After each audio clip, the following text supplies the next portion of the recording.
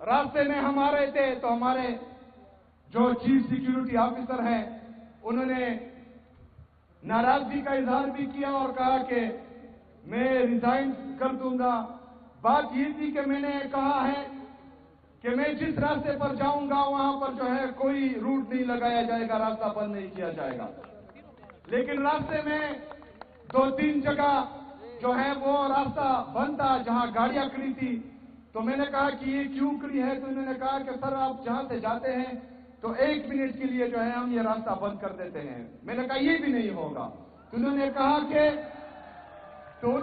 कि अगर 1 मिनट की भी गुंजाइश नहीं है तो फिर मैं जो है रिजाइन कर देता हूं क्योंकि आपकी सिक्योरिटी के लिए जरूरी है।